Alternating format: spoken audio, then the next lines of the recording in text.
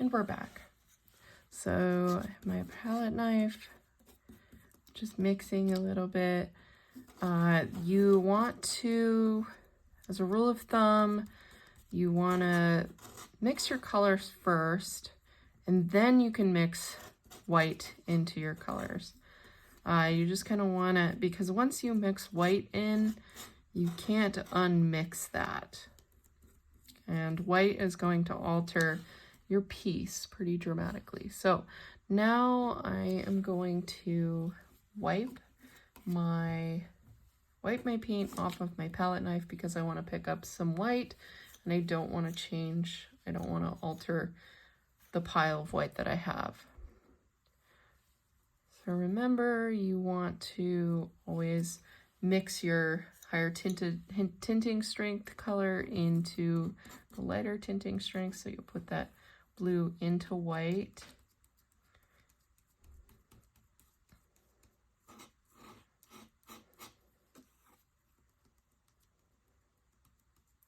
So this looks like it's a nicer, maybe cloud color. So I know I'm going to use that white for something else. So I decided not to clean my palette knife. One thing that this is an issue with just using ultramarine to make this sky color is that this color, ultramarine, leans more toward red. So I may never quite get that blue that I really want because it already has red in it. So if I put, if I'm putting yellow in, I'm just gonna get kind of this murky green color, which might actually be kind of nice for some of the grass, but not for the sky that we're going for. So I'm just kind of mixing a little bit of yellow in there. Like I said, I may not get the color I really want because I'm limited with using an ultramarine blue. So I'm breaking some of my rules. I am mixing some of the white, or mixing blue into white and vice versa. And that's okay. So I'm going to try just doing an ultramarine because for this color blue sky, you may just need a cerulean blue, which I'm not using in this.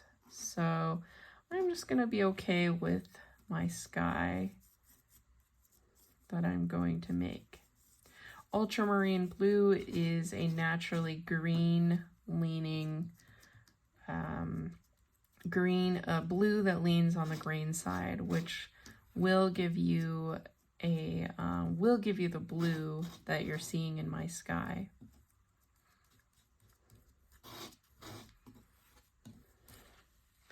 So if you find that you're just coming up empty with trying to mix the right blue that you want, just remember that you may be using the wrong blue to mix your colors. All right, so what I'm going to do is just block in the sky. I have my colors, a lot of good colors mixed, so I'm just going to pick up some blue and start blocking this down. So I just picked up some color and I'm going to use X marks and kind of going back and forth. I may use a little bit of water, pick up some more paint. The palette knife is great because it gets you a large amount of the color that you want versus just mixing kind of a muddy palette with your brush. Color mixing with your brush is fine. It happens a lot on the actual board itself, but when you're really trying to get just one good solid color, you just want to use a palette knife. It'll make your life easier. So I picked up some white for clouds. What you'll find with the paint that you're using is that it's very transparent, and it's very transparent on the board, on the wooden board. This is a canvas, so it's blending a little bit easier, so you may need to do more layers, but I'm just bringing in this white now to blend. So I actually want to do a little bit of blending. I'm going to pick up some of that blue from before, start to blend it. Now you can use an X motion to start blending. The sky doesn't look exactly like it, and that's okay with me. I'm just taking some artistic liberty without stylizing it too much. And I'm also just blocking in, so I'm not doing a whole lot of manipulating. Now, remember, you'll have to do some layering for this project, but I may just stick with the sky. Acrylics are interesting too because once they dry, it's hard to go back and manipulate them, but you can remix some of the colors and go in.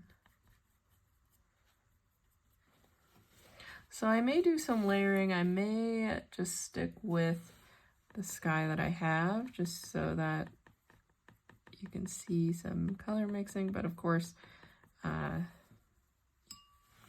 you may revisit.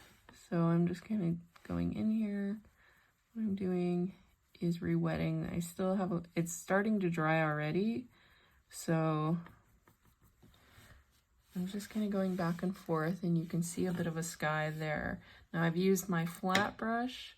I'm gonna pick up some white here.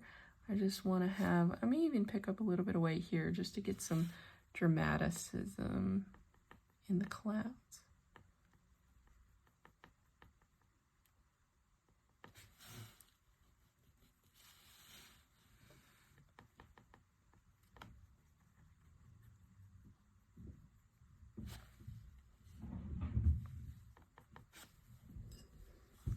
I added a little bit of red here. Sometimes the red is good in the clouds, just so that you can get some of this gray right here that I'm adding.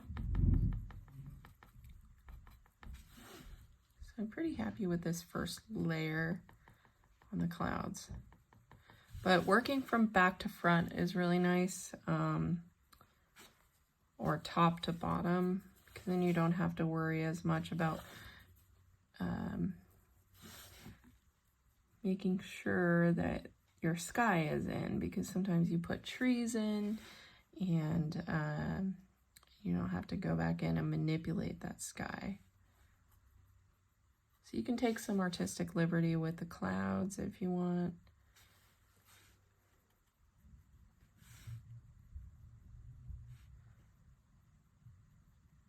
It's good to follow your image though,